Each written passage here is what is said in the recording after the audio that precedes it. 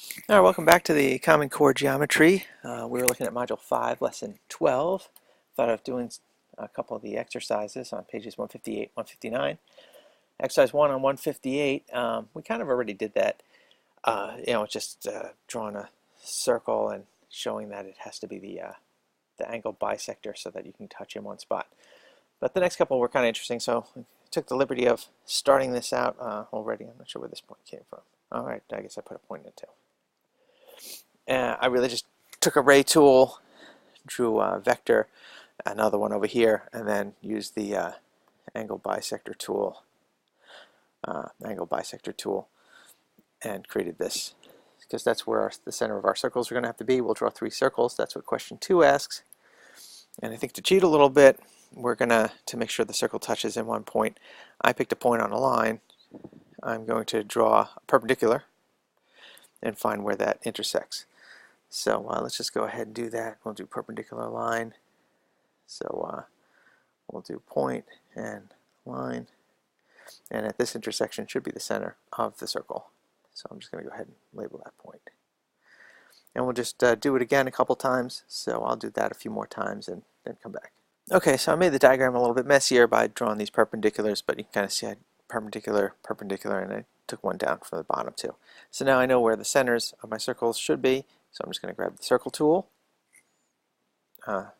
Circle with center through point, that's good. So I'll take this one, that's good. This one, there's another circle. And the center at this point should give me a third circle. All right, to clean things up a little bit, we don't need all these perpendiculars, so I'm just going to click on this tool on the right here. I'll go to the Show Hide. We'll click on some things to hide. We don't need all these perpendicular lines. And then we'll click on another tool, those should go away. And so that should be pretty good. So you can see we have 3 circles that should touch in one spot. And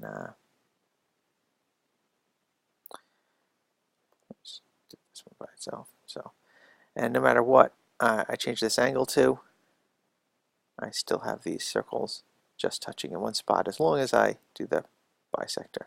Maybe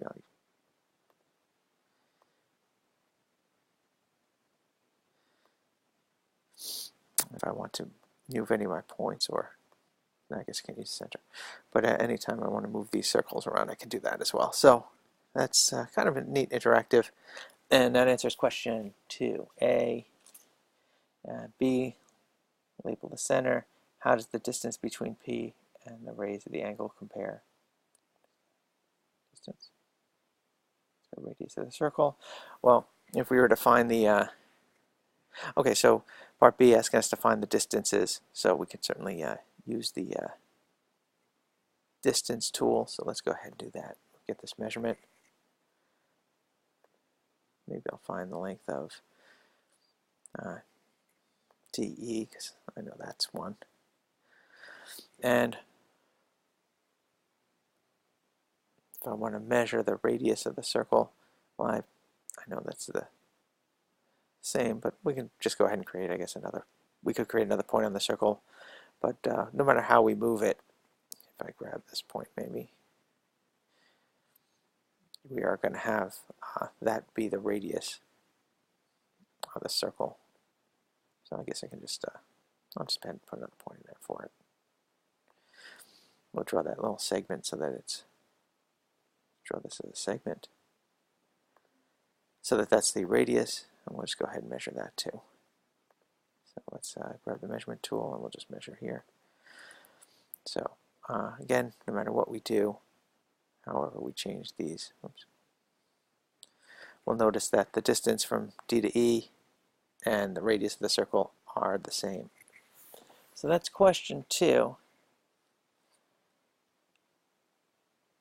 And we'll look at the other ones. Maybe we'll do a couple more. If not, we'll definitely do some other sketches in a little bit.